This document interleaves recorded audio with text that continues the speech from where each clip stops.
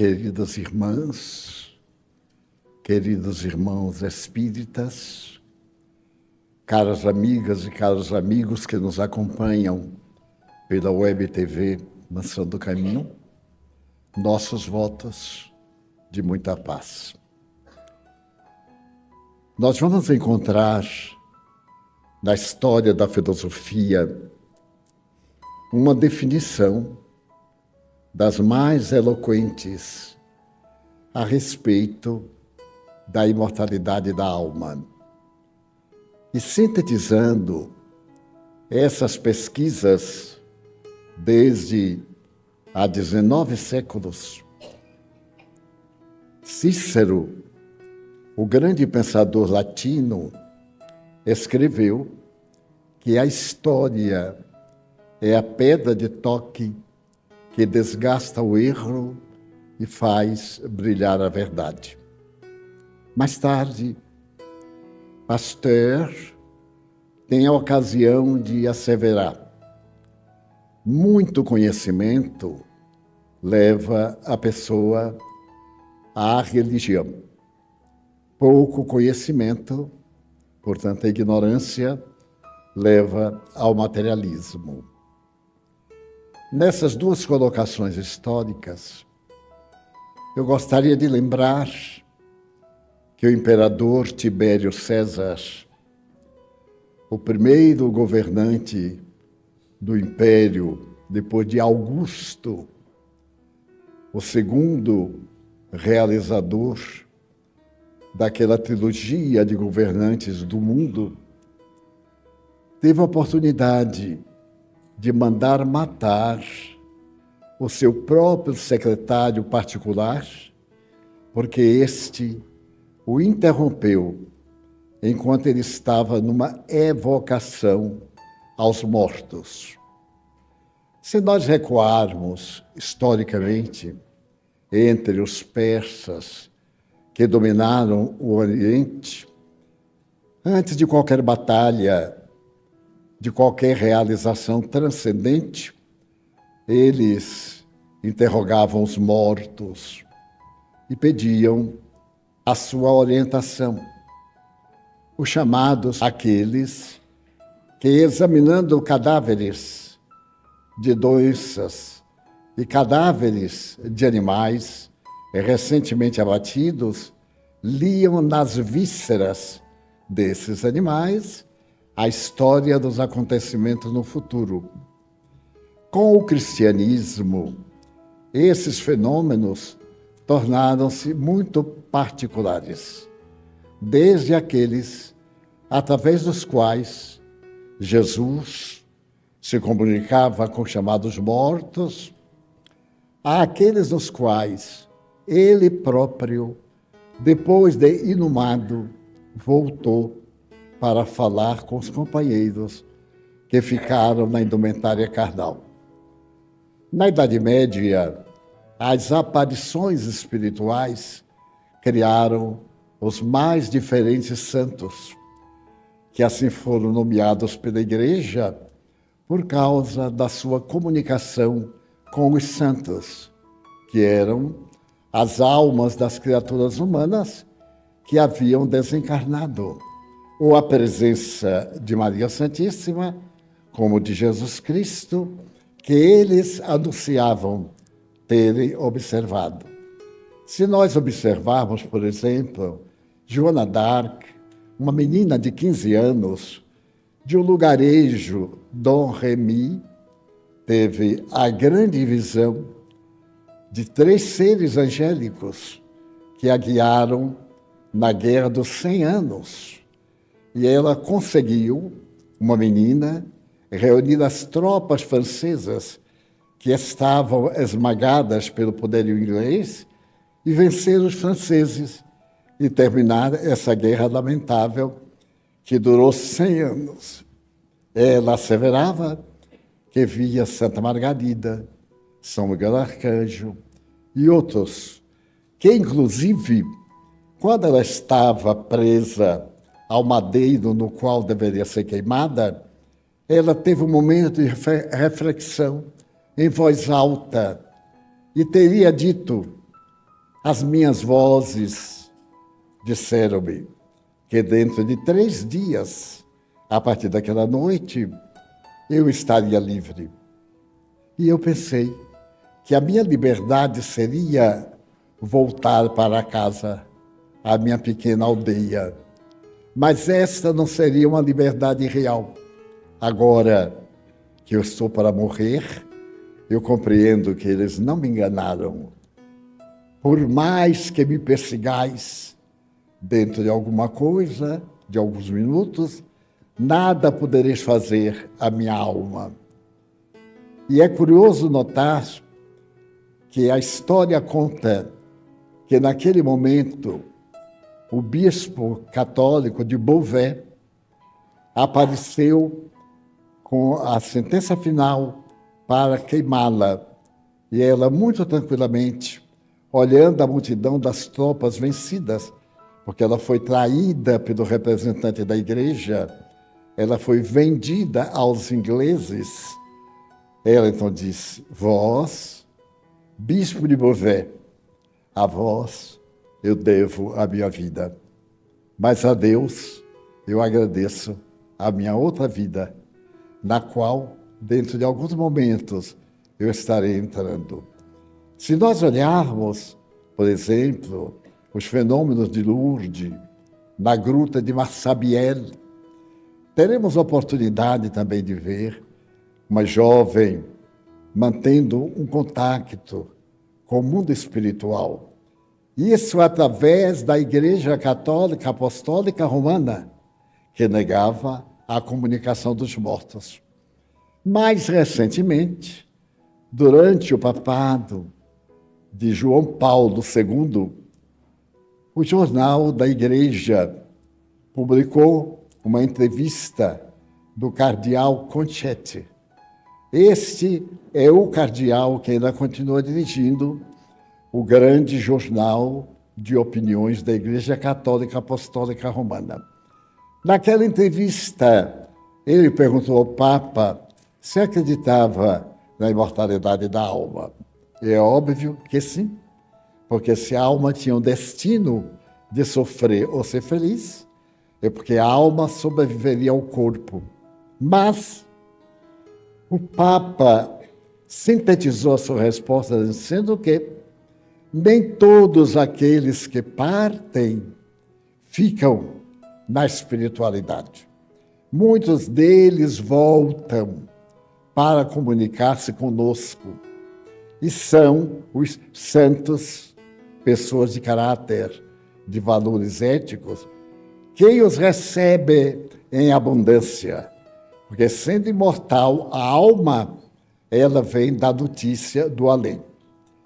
É fascinante essa resposta que, na época, a Rede Globo traduziu, o periódico romano, e mais tarde a imprensa leiga também publicou. O Papa afirmando que os mortos voltam para comunicar-se conosco. O atual Papa também foi muito ousado quando disse que não existe o inferno. Primeiro, ele disse que não existia o limbo. Para quem é católico ou ex-católico, lembra que o limbo é a região para onde iriam as pessoas não batizadas. Eternamente, naquela região, indiferente, nem de paz, nem de luta. Eternamente. Mas, recentemente, o Papa teve a ocasião de dizer que o céu e o inferno não são lugares, são estados de alma. Foi muita coragem ele destruir um dogma de 1.400 anos, porque esse dogma foi criado no passado, nos primórdios do catolicismo, para poder punir os rebeldes, os hereges. Mas ele diz que é esse estado de alma, porque Deus, que é a suprema misericórdia, não nos pode punir eternamente, quando ele mandou o Filho nos ensinar a perdoar. É um paradoxo. Se o Filho nos ensina a perdoar e ele nos castiga eternamente, um dos dois está errado. E em nossa concepção, Deus, o Pai Criador, o pensamento cósmico, a inteligência suprema do universo e o princípio criador de todas as coisas, não se poderia equivocar a ponto de determinados equívocos materiais serem punidos com a eternidade das penas. Então, a mim me fascina essa questão quando Allan Kardec, 1600 depois do dogma do céu, inferno e do limbo, em O Livro dos Espíritos, faz a seguinte interrogação: interferem os espíritos em nossas vidas? Resposta: sim, mais do que imaginais, porque são eles que vos conduzem invariavelmente. É que vale dizer que essa condução é inspirativa, de acordo com a nossa onda mental e comportamental, nós sintonizamos, que é uma lei do universo, com tudo aquilo com que nós temos afinidade. O artista nunca está a sós. Ele sempre está ao lado de alguém da sua arte, para aprender, para ensinar, ou simplesmente pela tendência, pela chamada facilidade do gosto estético.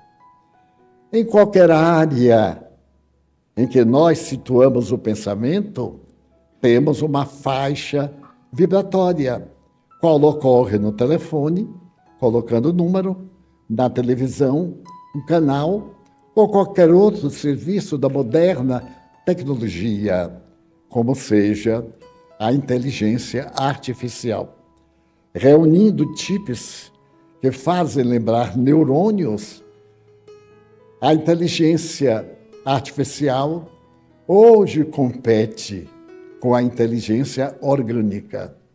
Nunca, porém, além da inteligência orgânica, porque a orgânica nasce com o indivíduo, mas não morre quando o corpo se extingue. Através de um órgão intermediário, que Allan Kardec chamava perispírito, a teosofia e as doutrinas esotéricas chamam terceiro olho, e a medicina chama modelo organizador biológico, é o intermediário entre o corpo e o espírito. Todas as impressões do espírito são plasmadas neste corpo intermediário, o corpo que me dá a forma, o corpo que me faz recordar. A nossa memória no cérebro é impressa pelo nosso psiquismo, o espírito. O cérebro recebe-as em um conjunto eletrônico da consciência e através das células principais supercerebrais são transmitidas essas informações ao corpo através do que se condicionou chamar memória. A parapsicologia, através de um dos seus maiores parapsicólogos do século passado, o Dr. Ramendra Nath Banerjee, indiano, estabeleceu que nós temos duas memórias, a memória cerebral e a memória paracerebral, que não está no cérebro. Na hipnose, por exemplo, nós podemos ser levados a qualquer período da nossa vida, mesmo insignificantes, e então relataremos o que ocorreu e que aparentemente nós não vimos, porque a nossa mente estava voltada para determinado fato, mas o nosso psiquismo está sempre vendo tudo que ocorre à nossa volta. Então, é a memória extracerebral. Também nas experiências de quase morte, Quando o paciente volta, ele lembra que viu, durante aquele período de morte cerebral, pessoas familiares, desconhecidas, e são tão fascinantes que, mais recentemente, um médico americano, cirurgião neurologista, teve uma morte cerebral. Era saudável, considerado o maior neurocirurgião dos Estados Unidos. E, de repente, ele teve uma problemática cerebral e teve uma morte aparente. Ficou 8 dias. E quando os seus colegas resolveram retirar os aparelhos, porque ele já estava começando decomposição cadavérica, a esposa, que velava por ele todos os minutos, pediu para que deixasse aquilo para o dia seguinte. E deixaram. E nessa madrugada ele acordou. Acordou e contou tudo o que lhe ocorreu durante a experiência. E escreveu 2 livros. Um chamado O Endereço do Céu e o outro, O Céu Existe. Eu estive lá. Isto é, o conceito da palavra céu é porque simboliza um lugar agradável, de bênçãos, de alegrias, e etc. E ele pode perceber, sendo o maior neurocirurgião, que não era o seu cérebro, era uma energia pensante. Ele encontrou o próprio pai, encontrou um amigo a quem ele devia $50, e que houvera desencarnado, e ele não pagara. E aquele desencarnado sorriu para ele e disse assim: que boa, você escapou de me pagar os $50, hein? E ele achou aquilo fantástico, porque não lembrava de que não havia feito o pagamento. Então, os 2 livros dele abalaram a neurocirurgia. Está vivo, continua escrevendo e asseverando que não somente nós sincronizamos com essas ondas, porque notem que é fascinante.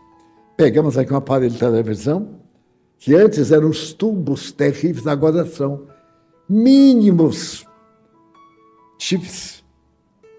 Eu recebi de uma amiga um telefone. Ela me ofereceu há poucos dias. Porque nos Estados Unidos, toda vez que lança um modelo novo, a empresa manda para quem comprou o telefone diretamente o último modelo. E ela todo ano recebe um modelo novo. Ela agora recebeu o modelo número 13. Ele faz tudo. Por enquanto, só não ressuscita ninguém. O mais, ele faz tudo. Muito bem. E como ela me é muito amiga, me quer bem, e eu sou uma alma que não entende nada de telefonia, é uma tragédia. Parece até com uma amiga que eu tenho, que ela liga o telefone quando ele está sem carga e diz que ele está com defeito. Aí leva para consertar e diz: é simples. Então coloca na tomada e, milagre, ele começa a falar. Pois bem, eu sou daí para pior, porque eu consigo me atrapalhar na digitação da coisa. Como eu era um bom datilógrafo, palavra que ninguém lembra, eu falei numa universidade nos Estados Unidos, em New Jersey, que eu já fui professor de datilografia, e o auditório todo se olhou. Eu tive que explicar o que era datilografia. Eu me senti ali o Abraham, porque era o pai da pátria americana. Ninguém lembrava o que era. Aí eu vi quanto eu sou jovem e quanta experiência eu tinha. Ela me deu. E eu disse: minha filha, não perca seu tempo. Eu já tenho esse aqui que é 7. Já era alguma coisa. Agora, para 12, para olhar para a cara dele, eu já vi que eu não vou entender nada. Primeiro, é pesado demais. Eu não vou ficar com isso na mão, que eu já tive problemas no túnel do carpo, de tanto digitar. Fiquei com uma cãibra, já fiz 2 cirurgias, já fiz várias, porque os dedos ficaram entorpecidos. não apenas os dedos, o pulso. E mais engraçado, fiquei com cãibra também nos dedos do pé. Eu não sabia que ele digitava com os pés. Aí não é mais o túnel do carpo, é sofrimento mesmo. Mas bem, mas ela é dessas amigas que não discute. O que ela pensa, faz, acabou. E para ter paz, eu digo, muito obrigado. E imaginei a que é que eu ia dar, porque aquele 12 é uma coisa que até os desencarnados se enganam, porque é terrível. E vim calmamente, ela fez a transferência de um para o outro, tudo que eu tinha naquele, ela botou ao lado. E agora passou para o outro, em 11 minutos. Eu digo, meu Deus, eu não vou ficar mais ao lado de ninguém, porque me roubam a inteligência. E que será de mim? Então, quem vier falar comigo, fale de frente. Nada. As pessoas são mal intencionadas. Pois bem. Mas aí, eu pedi a um amigo daqui da casa para me ensinar. Ele pacientemente me ensinou. Mas ele me ensinava e eu pensava outra coisa. Eu olhava e ele dizia assim, entendeu? Eu digo, não, porque eu não estava prestando atenção. Bem, eu reconheço a minha habilidade telefônica. Estou conformado porque eu só sei responder o WhatsApp. E-mail, eu fui abrir o tal do e-mail, não abriu. E eu digo, vá de reto, Satanás, fica aí. E pronto, muito bem. Então, eu fico imaginando como é notável. Aqui está entupido de ondas. A de não vê nenhuma. Mas peguem um telefone e simplesmente diz que o número qualquer. Aí aquela vozinha antipática de lá, você disse que é errado. E aí por diante, o desconcerta. Pois bem, assim os espíritos, eles estão noutra faixa. É necessário entrar na faixa deles, ou eles entrarem na nossa faixa. Se eu tenho um caráter, se eu sou uma pessoa saudável, eu tenho vibrações boas. Daquelas que eu digo assim, mas é tão bom conversar com fulano. Ele é otimista, é agradável. Eu fico banhado de claridade quando converso com fulano. Mas se é com aqueles que, como o amigo me disse, Divaldo, eu sei todos os nomes das depravações que existem. Eu disse, e existem muitos nomes? Ele disse, é um dicionário. Eu digo, então pare por aí. Porque eu já sou formado em nomes e não quero fazer pós-graduação com você. Porque ele ia me ensinar pós-graduação, doutorado em anedotário vulgar. Pois ele, para me tranquilizar, disse, diga a palavra que você disser, eu não digo nenhuma, mas ele já sabia. Então eu quero situar que nós, energia que somos, também situamos e recebemos. O que Kardec falou é notável como os espíritos interferem em nossas vidas, queiramos ou não. É uma questão mental e moral. De acordo com a onda, a comunicação. É a velha frase, diz-me com quem andas, e eu te direi quem és, pois aqui eu inverto. Diz-me quem és, e eu te digo com quem andas. É a mesma coisa, não é? Ao contrário. Pois bem, esse introito bastante científico é para contar 2 pontos da interferência dos espíritos. Certa feita, há 2000 e poucos anos, uma jovem de 15 anos estava na cidade de Nazaré, que era muito pequena, tinha 200 pessoas aproximadamente. E ao atravessar da sala para o pátio, onde tinha uma clarabóia por onde entrava o vento, a temperatura, ela ouviu uma voz assim, para. E ela viu formar diante dela um ser de uma beleza rara. Logo, sendo judia, ela disse, é um anjo, porque anjo é a característica da beleza.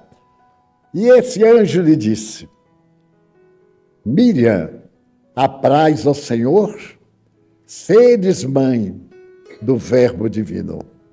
mas não o digas a ninguém. E essa jovem, na sucessão do tempo, pelo fenômeno natural do sexo, tornou-se grávida e foi a mãe de Jesus Cristo. As religiões teimam em dizer que ela não coabitou com o sexo masculino. Na análise profunda, existem partos em que a pessoa não teve necessidade da presença masculina. Pelos animais é muito comum. O peixe e algumas aves, a baleia. E é o que chamam partenogênese. A pessoa auto-engravida-se e auto-reproduz. Mas Maria, a jovem Miriam, que contava 15 anos, e era casada com um velhote de quase 60, já viúvo, ficou grávida. E conforme aquele anúncio, ela foi a mãe de Jesus Cristo. É curioso notar que lhe informaram, através da visão psíquica, aconteceu na figura ímpar de Jesus Cristo, o homem ideal, a figura mais notável que o mundo conheceu. Pois bem, eu estava na Venezuela por volta de 1969. Era uma das minhas primeiras grandes viagens. Eu havia projetado viajar por toda a América Latina, proferindo palestras. Naquele tempo, estava na moda a parapsicologia e a psicotrônica. Então, eu anunciava os temas de parapsicologia, de psicotrônica, e terminava com as explicações espíritas, que é natural. Cada um puxa a brasa para a sua sardinha. E ali, na Venezuela, em Maracaibo, a cidade que tem o lago com maior quantidade de petróleo do mundo, naquele tempo, a Venezuela estava no terceiro lugar entre os produtores de petróleo do mundo. E era um país próspero.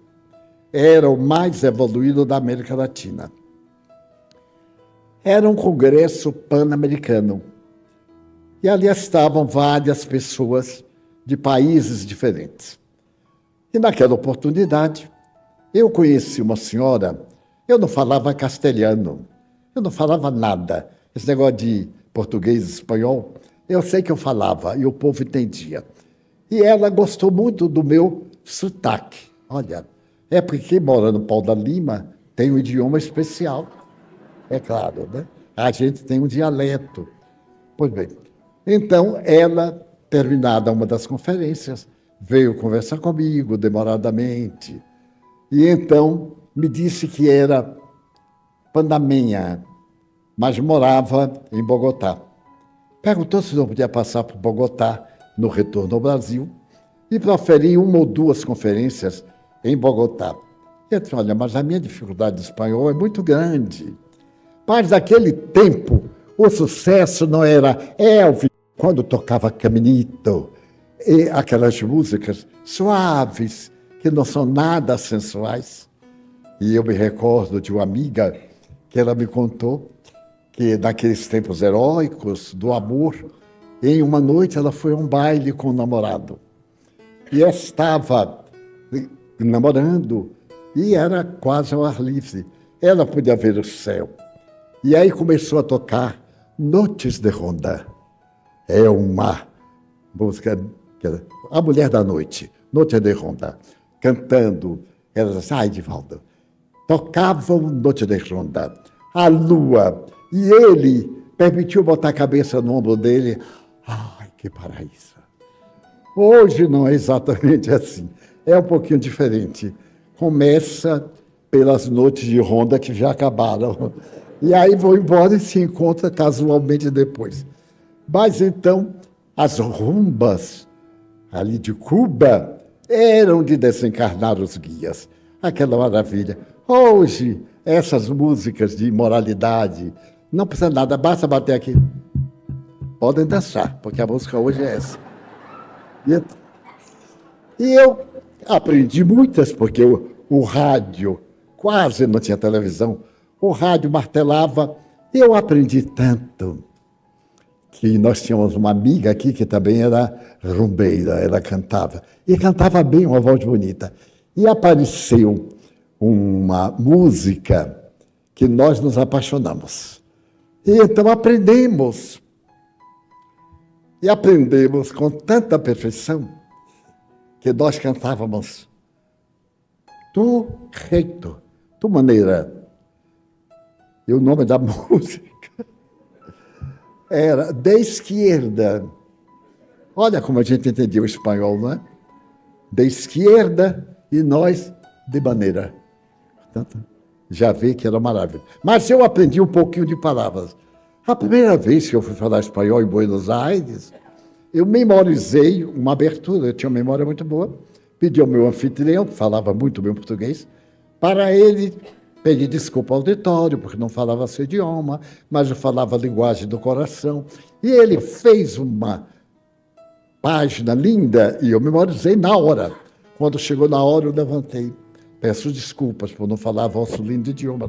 Mas eu falei com uma galhardia que tinha uma senhora assim de frente de mim, com aqueles guarda-chuvas franceses da época, e então ela ficou rindo e eu falando. Quando eu terminei tudo o que eu sabia, ela disse, hermano, por favor, o português é um linguagem tão bonito, por favor, hable-nos em português. Ele disse, para atendê-la, eu vou falar em português. Quer dizer, eu fui salvo pelo gongo. Bom, falei, e no dia seguinte, a gente falando português, espanhol, inglês e tudo, aí eu já comecei a falar em português.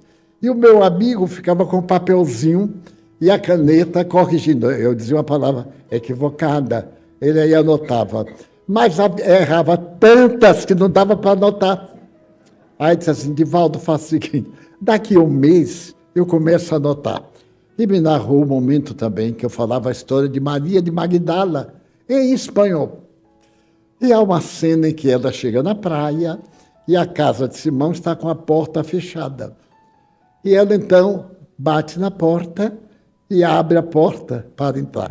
Mas eu saberia dizer tudo isso em espanhol, então eu cheguei a dizer. E então, ella se aproximou da porta, ele aplicou um golpe. Aí errou, disse assim, deu um murro da porta que derrubou a porta. Mas eu sobrevivi. Pois bem, eu disse para assim, Colômbia, eu não sei falar. No momento, os espíritos me inspiram. Ai, Divaldo, você fala espanhol tão bonito. Como as pessoas mentem, não é? Mas ela falou que eu acreditei. Eu disse, você acha? Acho. Eu digo, você é panamenha, é colombiana, tem uma cultura vastíssima, é professora de inglês. Você acha que eu tenho boa pronúncia? Nunca mais eu acredito quando você diz, tem uma pronúncia boa, quer dizer, pode matar que não faz nenhuma falta. Mas bem, aí eu fui, falei em Bogotá, foi um sucesso. E aí estabeleceu-se que eu viria e voltaria para fazer uma viagem pela Colômbia. 8 cidades. Eu achei aquilo uma maravilha.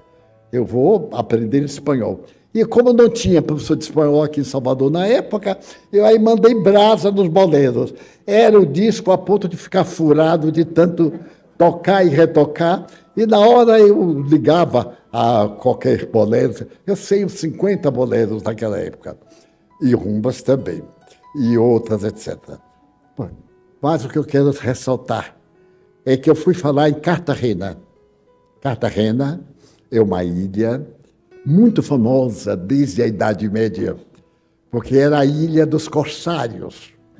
E era uma ilha que se tornou célebre pela presença de um sacerdote católico que entrou em contato com os indígenas e os evangelizou, etc. E esse contato, que é de São Pedro, até hoje ele é o benfeitor da ilha. E o castelhano de Colômbia, lá naquela parte, tem um acento um pouquinho diferente, porque a pronúncia difere de Bogotá. Bogotá é onde se fala o melhor espanhol sul-americano. Mas no Nordeste, ali do lado do Pacífico, é uma tragédia. Porque é como aqui na Bahia, nós temos expressões muito locais, temos ditos e feitos, né? Oxente. Não há como traduzir oxente de forma nenhuma. Porque se vocês não lembram, esse negócio de oxente é o baiano, foi o escravo, que era a gente está bem. Então o espanhol dizia, a gente está bem. A gente está bem. Então foi passando de a gente com X, está ok. E foi derivando até ficar oxente, que significa a gente está bem. Então, quando nós íamos ao aeroporto, havia um cartaz de propaganda que eu achava lindo, mudaram agora. Dizia assim, você já está indo? Oxente, volte logo. E eu dizia, fique tranquilo que eu vou voltar já já. Mas ficava tão bem. E eu digo muito oxente, não sei porquê. Eu não sou baiano, né? Sou internacional, mas ficou um oxente. Muito bem. E então eu aí já falava, digamos que, numa conferência de 1 hora, eu já falava 10 minutos de espanhol e o resto, Deus que nos acuda. O povo entendia que eu fazia tanto gesto, tanta coisa, e quando não entendia, perguntava assim, tal, e dizia a palavra, graças. Graças, todo mundo sabe o que é. Não é Nossa Senhora da Graça, não tem nada que ver. Muito bem. Quando eu cheguei a Cartagena, é uma cidade negra, linda, o cartageneiro é tão alegre como o baiano. Eu me senti baiano. E então eu vi assim, suco de pinha. Eu digo, oba, como é que eles podem pegar a pinha, tirar aqueles caroços, fazer o suco? Eu quero um suco de pinha. E lá vem bater abacaxi. Eu digo, não, abacaxi, eu não sabia como era que chamava. Não, eu quero pinha. E ele diz, espinha? Eu digo, não, isto é abacaxi. Ele diz, não, espinha. Então, para ver as baianadas que eu dei. Por fim, eu digo, quer dizer que não temos o nome de abacaxi? Não temos de pinha? Pinha. Um copo de pinha, porque me gosto muito de abacaxi. Muito bem. Eu estava emocionado. E naquela emoção de encontrar um país parecido com o nosso, a população negra é muito bonita e eles são muito alegres. Se nós temos aqui o samba com música nacional, eles têm a música nacional, que é muito bonita, e são muito alegres. Eu já, desde o aeroporto até o centro da cidade, aonde eu fui, era uma casa de 280 anos, de frente da catedral. E então aí já fomos conversando em espanhol, para ficar fácil. E quando eu fui subindo a escada, a casa muito deteriorada, mas muito valor, porque Cartagena é famosíssima pelos corsários, pelos amores, pelas aventuras, pelos ladrões daquela época. Hoje não tem tantos quantos, ou talvez mais. A gente nunca sabe. Mas então eu fui subindo a escada e foi descendo a escada um rapaz desencarnado. E ele vinha assim um pouco ébrio, movimentando-se. A escada larga.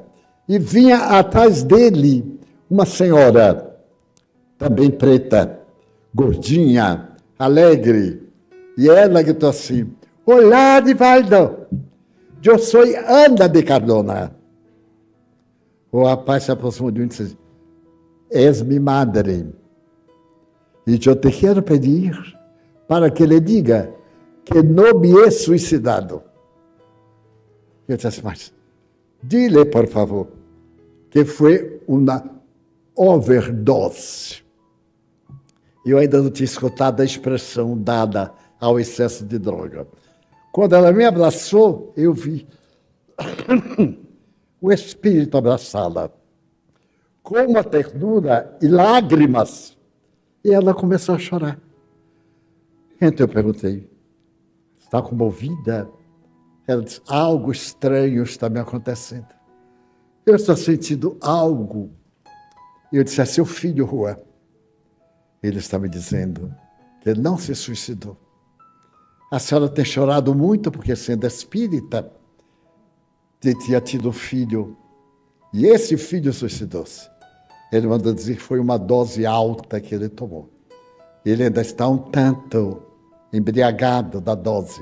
E eu estou vendo com todos os detalhes. A senhora, qualquer coisa que queira, pergunte. Eu noto, por exemplo, que ele não tinha esse dente. Há uma falha dentária, porque ele fala e a voz é um pouco mutilada. Mas a senhora dobrou-se sobre mim e disse: é meu filho. Ele tinha o hábito de beber. Eu fiz tudo, mas meu filho era obsidiado. Os obsessores usavam-no para continuarem bebendo. Utilizavam de meu filho. E há menos de um mês, o delegado de polícia, que é muito meu amigo, disse: dona Ana, seu filho matou-se. Eu corri ao apartamento dele. Ele estava morto. Ali estavam as drogas, mas ele não teve a intenção. Agora eu alivio, porque eu sei que meu filho vai sofrer, não por causa do suicídio, mas por causa da vida que ele teve. E eu sei que eram espíritos maus que perseguiam meu filho. E então ela me contou, ali mesmo em pé na escada, a dor de sendo espírita, falar para os outros quando ela não conseguiu deter a marcha dessa loucura obsessiva do seu próprio filho. Ficamos amigos. Dona Ana de Cardona foi uma das mulheres mais notáveis que eu conheci na Terra. Ela se tornou líder do movimento em Cartagena. E com Colômbia de Martínez, aquela panamenha que morava em Bogotá, elas duas revolucionaram o movimento espírita na Colômbia. Visitaram a Amazonas colombiana. Foram aquelas casas de indígenas levar apoio, socorro material, medicamentos, alimentos e semear a doutrina espírita nesse país que, àquela época, já estava numa revolução social e continua até hoje. Hoje tomou outros aspectos e continua a matança, infelizmente. A matança cruel, terrível. E eu falei mais tarde na cidade de Barranca Vermelha, aonde é a sede das brigas. E a cidade toda é preparada em fronteiras para matanças. E eles disseram que não fosse. E nós fomos com Dona Ana de Cardona, atravessamos as barreiras e pregamos para os revolucionários, para quem foi a palestra. Mas eu quero referir-me à interferência dos espíritos em nossa vida. Os senhores dirão, mas o senhor vê, ouve, e eu que não ouço, mas sente. Todos nós sentimos a presença má dos espíritos inferiores, o mal-estar, o enjoo estomacal, porque o aparelho digestivo é muito sensível aos fluidos, à energia que eles emanam. E então nós assimilamos. Nós vivemos do fluido cósmico, a energia do mundo que a física newtoniana chamava o éter cósmico. Agora, com a física quântica, é exatamente esta manifestação de energia pura que sustenta o universo. Então, nós vimos banhados nisso. Quando uma entidade espiritual se aproxima, a isso chamamos o aura. É a energia interior que nós eliminamos. É muito comum, eu estou vendo sua aura. Alguns chamam áurea, é aura. É, portanto, uma emanação do perispírito. Já notaram que os santos têm um esplendor. Quer dizer, a aura deles é muito maior. Para vocês terem uma ideia, todos nós temos aura. E pela cor que essa aura emite, o vidente sabe se o caráter é bom ou se é mau. Porque as cores quentes, vermelho, amarelo, verde, forte, são cores más, negativas, de espírito inferior, de problemas da saúde. Vamos supor que o médium vê na área do fígado aquela mancha verde, é a aura. O fígado está com problema, é uma doença hepática. No pulmão, na região enferma, a aura não é perfeita. Nos santos, notem que é perfeito, enorme. Nós temos a nossa aura. E esteve em Pedro Leopoldo, a cidade que Chico Xavier morava, uma organização da NASA norte-americano para medir a energia que o Chico Xavier emanava. E então levaram aparelhos ultrassensíveis e foram colocando esses aparelhos e medindo que a aura do Chico Xavier tinha 25 metros. Até lá embaixo a pessoa sentia. A aura nossa, de pessoa normal, é de 2 centímetros. Mas Madre Teresa de Calcutá deveria ter a aura do Chico Xavier. Santa Teresa d'Ávila, Pasteur, Beethoven, aqueles que se destacaram no mundo pelo amor, pela sabedoria, pela caridade e pela misericórdia, essa aura é um foco de luz. E quando se trata de um espírito muito nobre, não se vê aura, se vê bolas coloridas. Porque a aura está fragmentada, porque está ajudando alguém. A gente vai tomar um passe. Então o médium deve estar tão bem que a sua aura esteja ampliada. Quando ele chega próximo do paciente, esta aura se mistura com a do paciente. A do paciente está interrompida pelas manchas escuras dos problemas, do caráter, pela presença de espíritos maus. Então, o que se dá? A aura do paciente é mínima e manchada. A aura do passista é perfeita, é algo que brilha de dentro para fora e que faz uma camadazinha de 2 centímetros ao infinito. Então a gente se concentra, como hoje vamos fazer, e ele chega, como não temos espaço para o passo individual, distende as mãos, porque o fluido sai pelas extremidades.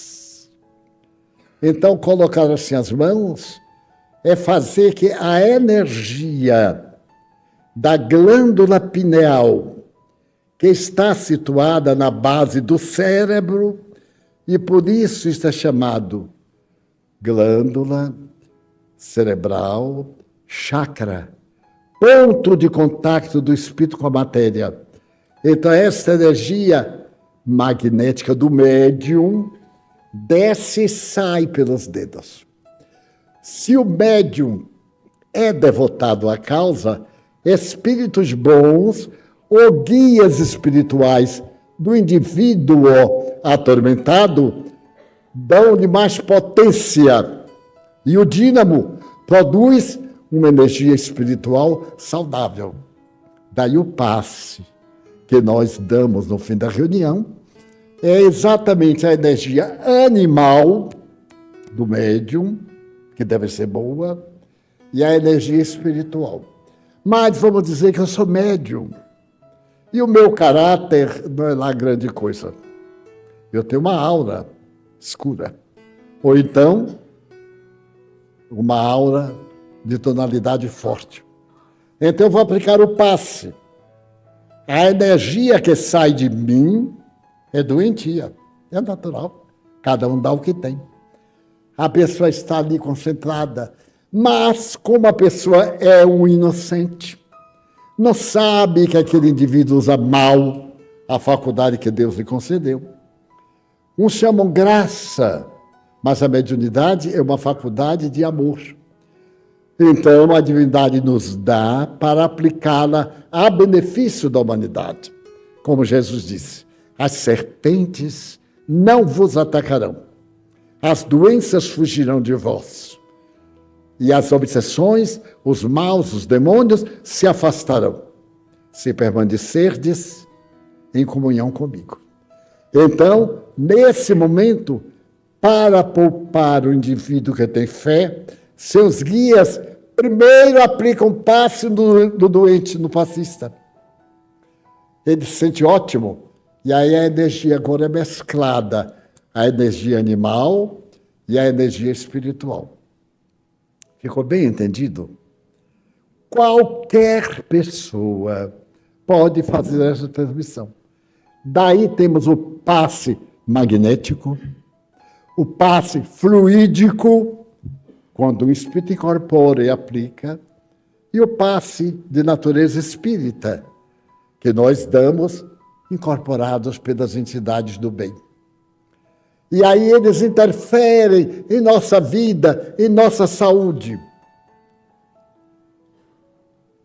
Toda pessoa idosa tem alguns achaques que fazem parte da máquina meio gasta.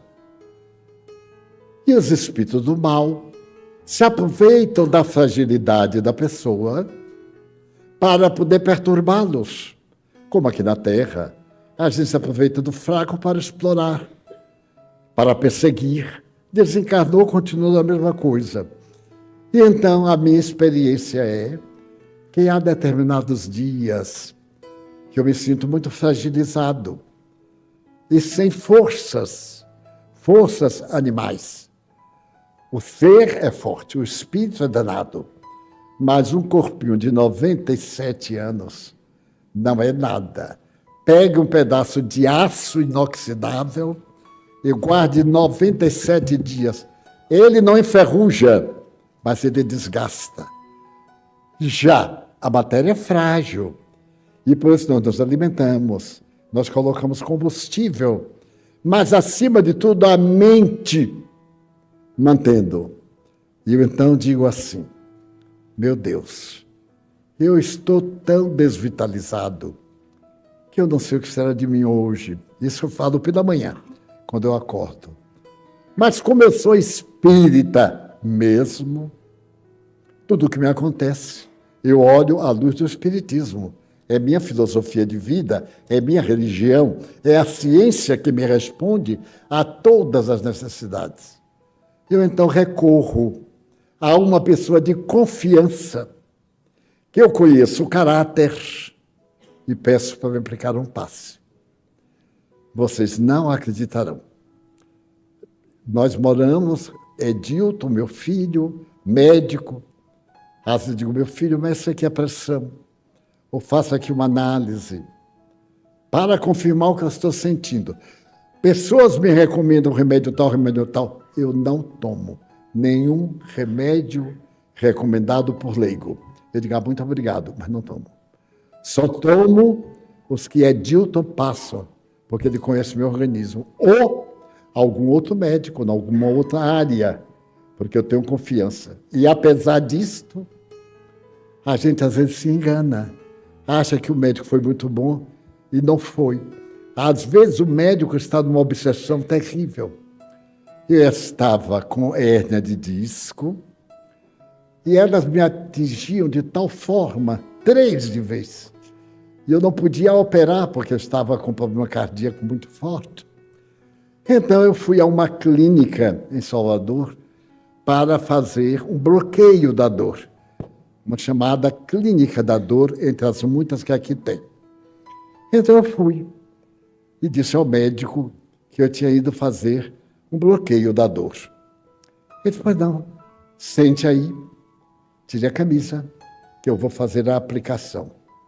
Ele disse, o senhor não gostaria de ver das radiografias? Ele disse, não. Eu digo, olhe, eu já fiz no Hospital de São Paulo vários bloqueios, e são quase uma cirurgia. Então, eu fui internado, me preparei, eles me aplicaram antes para diminuir a dor, depois aplicaram a área. E o médico disse assim, não, eu já fiz não sei quantas mil, não sei o quê. E eu olhei bem para ele e vi que ele estava perturbado. Eu digo, este cara vai me matar. Mas, infelizmente, ele era meu conhecido. E ele disse assim, doutor, olhe, não, eu sei qual é,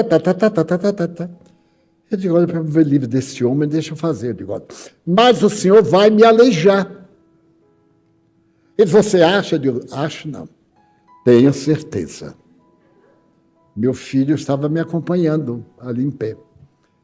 Ele aí veio, eu fiquei deitado, e ele me aplicou perto do cóccix. A primeira, quando ele aplicou, ele disse, o senhor acaba de atingir o meu ciático.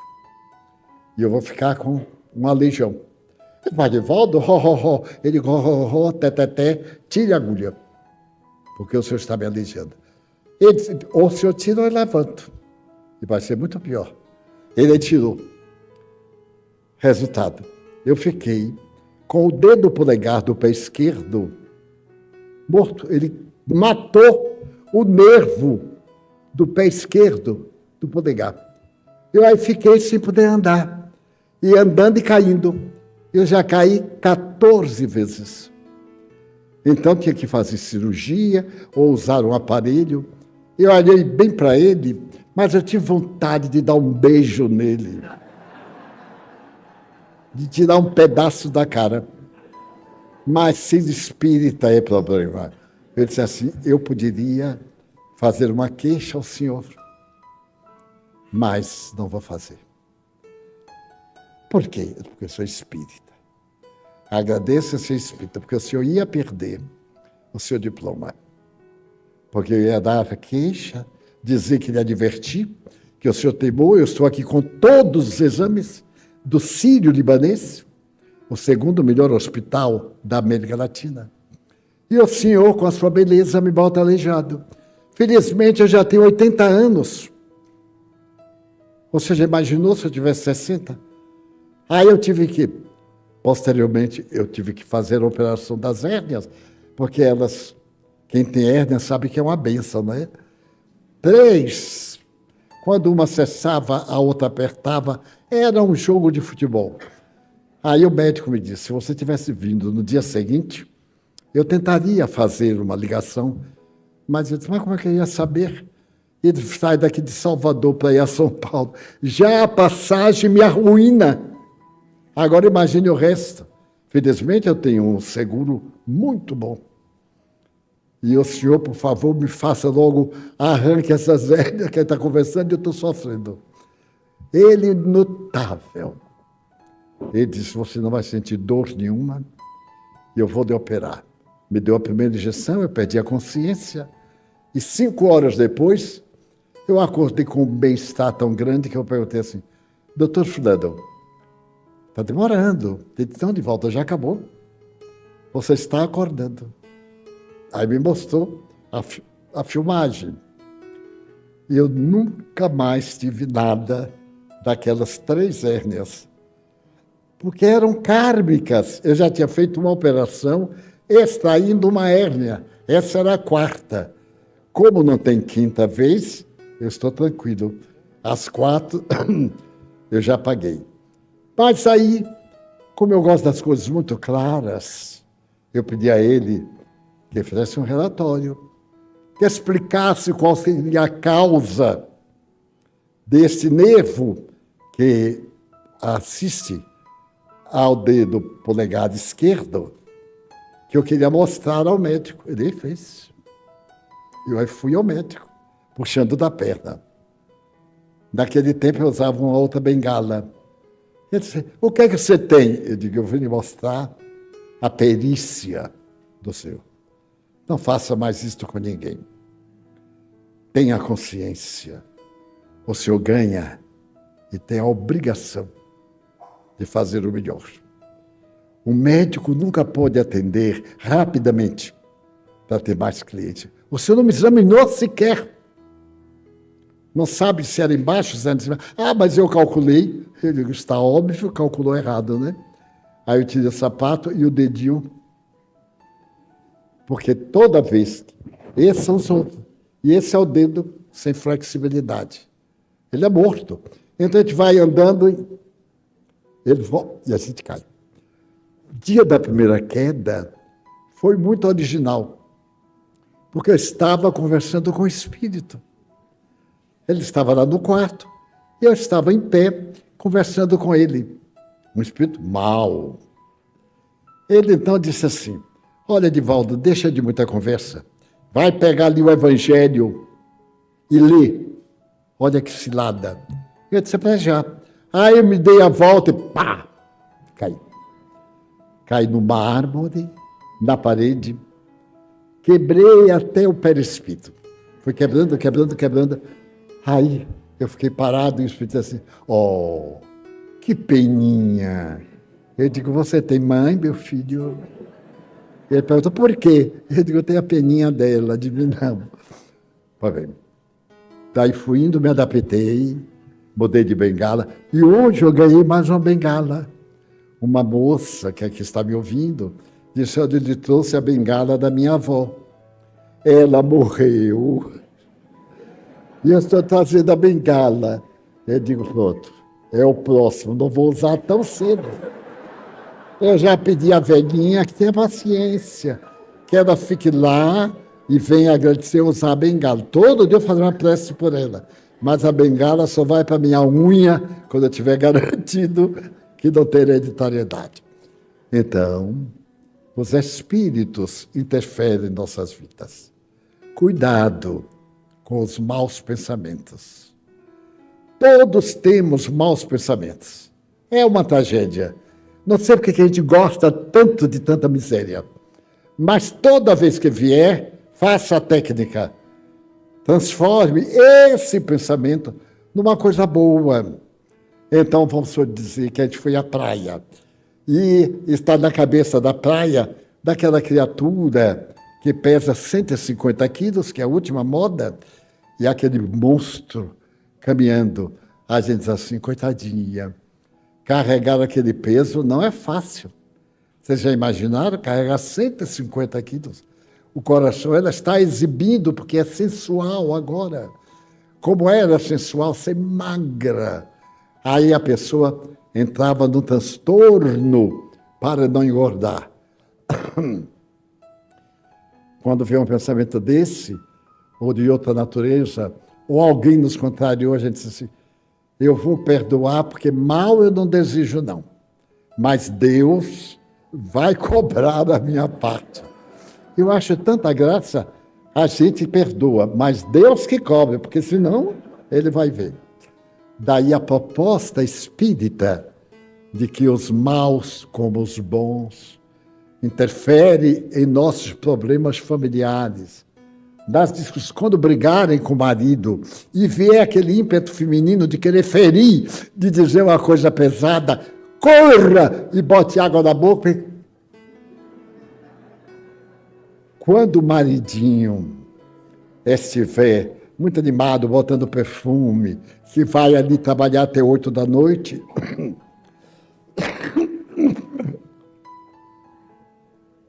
e a pessoa tiver vontade de ver esse pós-trabalho, não vá, não.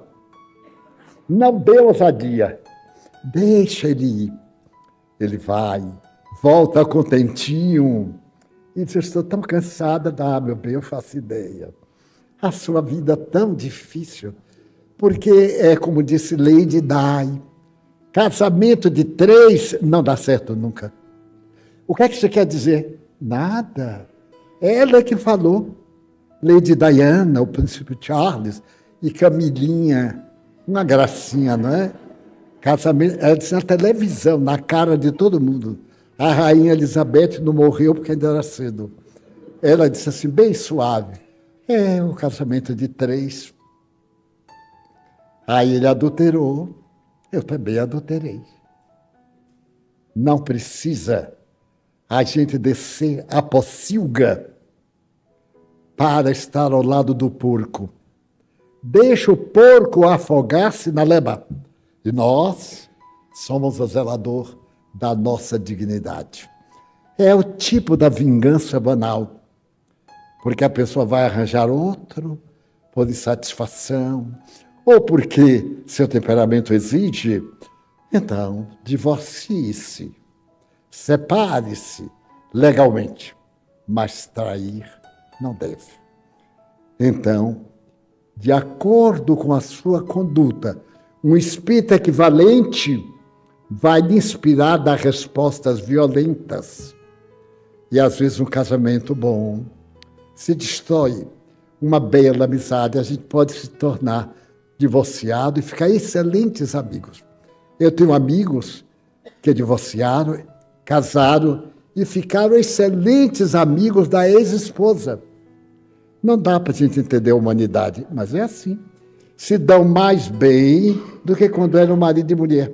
Porque agora ele conta os segredos do casamento dela a essa que o aconselha. E são muito felizes. Portanto, nós estamos diante de uma encruzilhada. A encruzilhada do bem. Optar pela busca da luz, pela busca da verdade. Agora, com tantas coisas maravilhosas que nos induzem ao bem, não intoxiquemos a nossa mente com as ideias infelizes, nem os comportamentos desditosos. Pensemos no bem, e o bem tomará conta de nós. E agora, vamos ao passe. Preparemo-nos, os que vamos receber e os que vão aplicar. O trabalhador do passe é um co-criador que pode curar as nossas debilidades. Então pedimos aos companheiros para que tomem os seus lugares. Amigo Jesus, nós intercedemos por aqueles que irão aplicar passes. Permite que se tornem instrumentos da tua vontade e nos ajudem a melhorar nossas dificuldades e problemas de tal ou de qual apresentação. Também te pedimos por nós, pelos nossos familiares, nossos amigos, pelas pessoas queridas.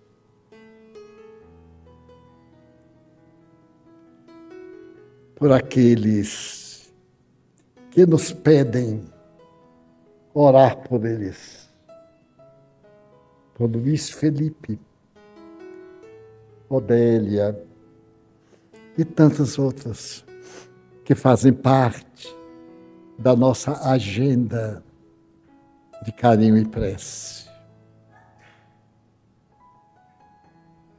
Nós te pedimos pelos espíritos maus, os obsessores que nos perseguem por esta ou aquela razão, não importa. Nós os perdoamos, porque estão na ignorância. Pedimos pelos doentes, incuráveis, portadores dessas doenças perversas, através das quais resgatam seu passado nebuloso. Também pedimos em favor da tua casa em nossas mãos, do nosso templo. Vitaliza-o com energias de cura para nos banharmos de saúde, e de alegria. Abençoa os clientes do teu Evangelho, aqueles que nos buscam, necessitados de qualquer coisa. Esta clientela tua, Jesus, são os filhos do Calvário. Abençoa nossa água,